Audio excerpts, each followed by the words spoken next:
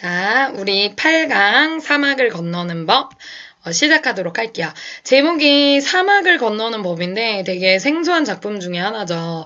사막이라고 생각을 딱 하기만 해도 벌써 막 목이 마르고 막 덥지 않아요? 그러니까 여기서의 사막이라는 거는 좀 힘겨운 삶을 의미하는 거야. 우리가 인생을 살다 보면은 어려운 일들이 많이 있잖아.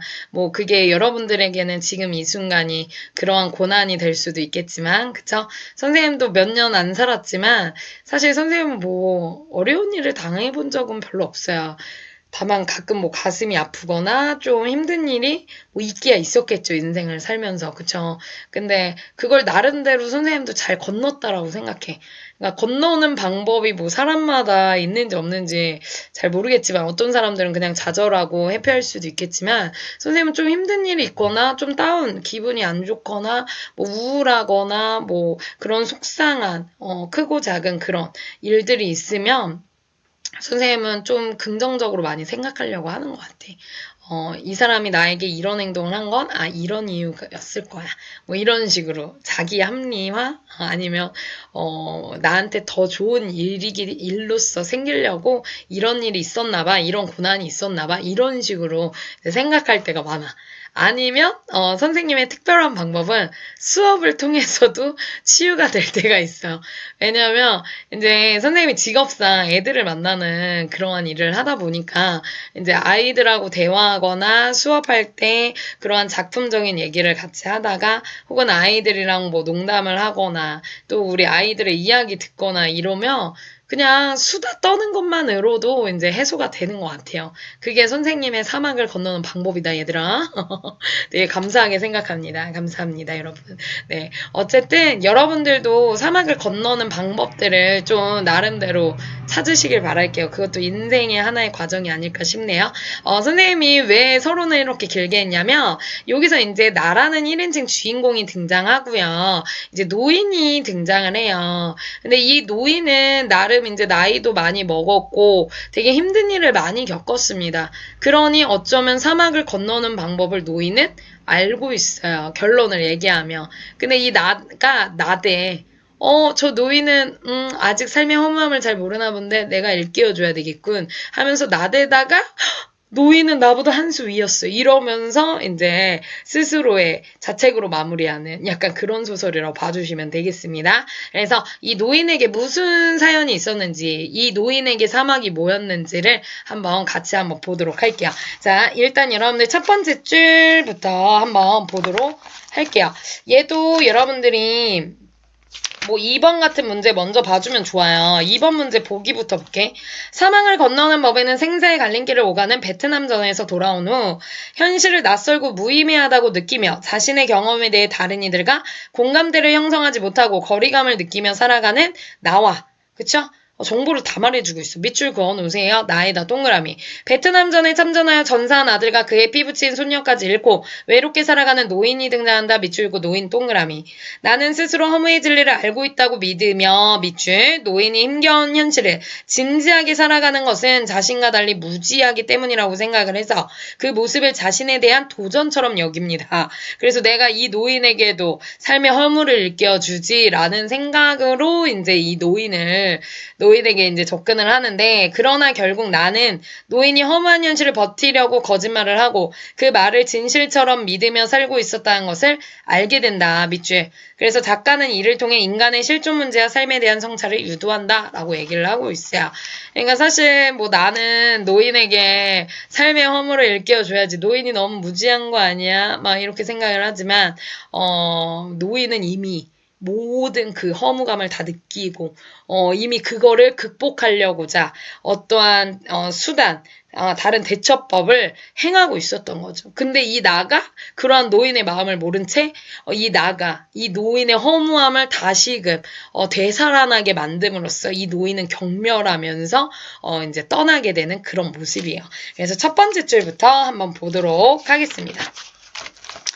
의지와 책임감과 그 밖의 모든 것이 자꾸 그 통증 속으로 휘말려 들어가는 것 같았어.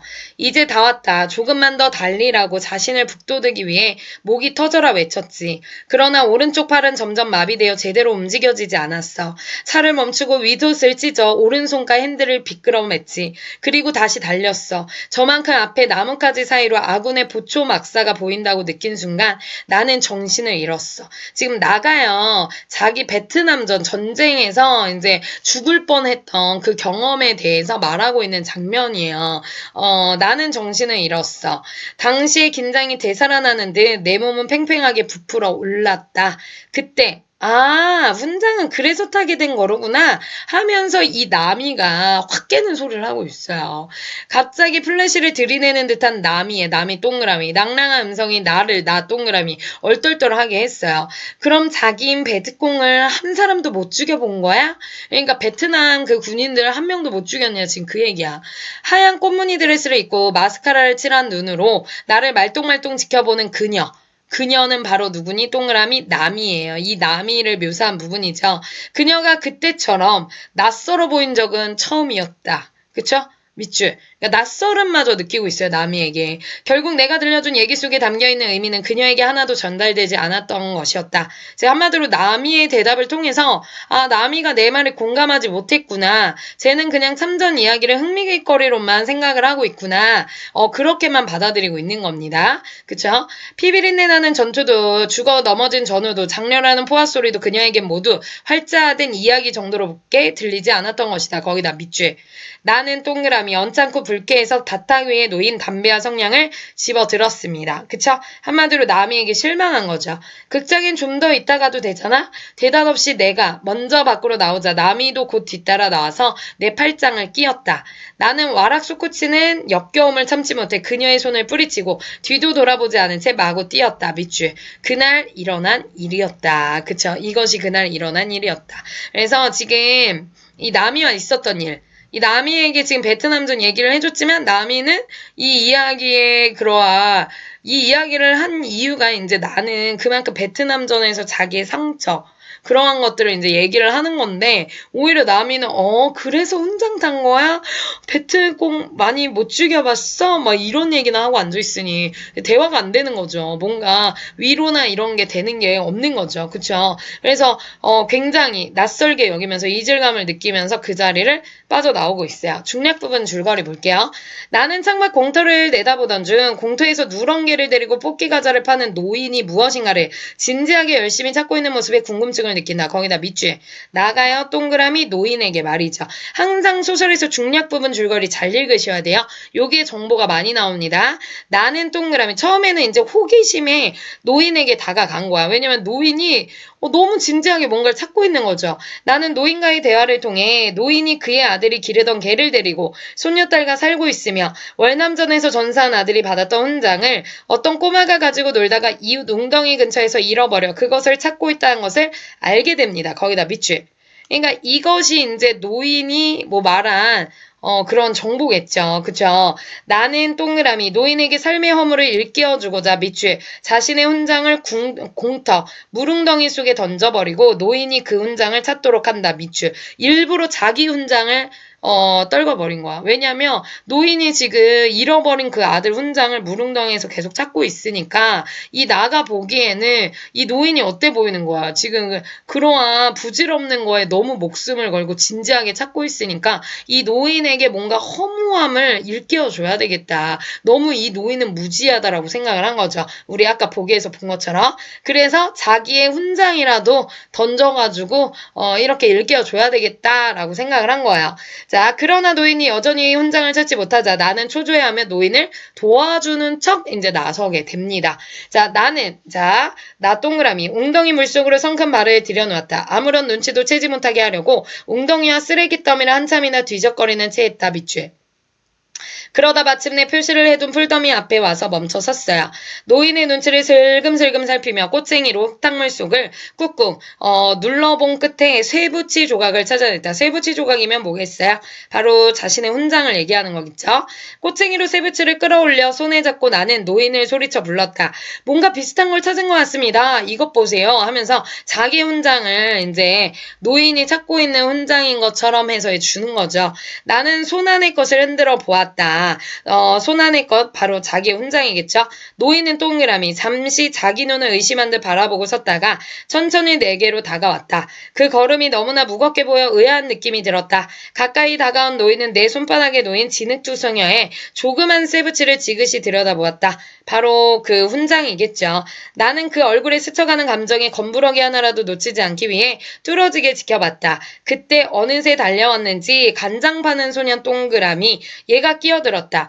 찾았군요. 손바닥에 것을 집으려는 녀석의 손을 재빨리 밀치고 나서 찾으시던 게 바로 이거죠? 네, 맞습니까? 하면서 나는 흥분을 감추지 못하는 즉 다그치는 나, 동그라미. 노인은 동그라미 찬찬히 고개를 들어 쳐다보았다.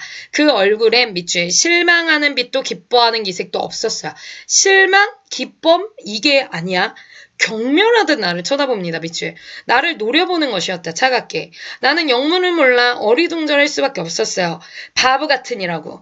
씹어뱉은 냇가렸다. 누가? 노인이요. 노인은 나를 남겨두고 획 돌아서 포장 쪽으로 가버렸어요. 나는 맥이 풀려서 멍청이 서 있었다. 저 노인이 왜 저러지? 그때 소년이 내게서 훈장을 채뜨리며 말했다. 이거 나 주세요. 할아버지는 아무 소용도 없다고 하셨어요. 밑줄.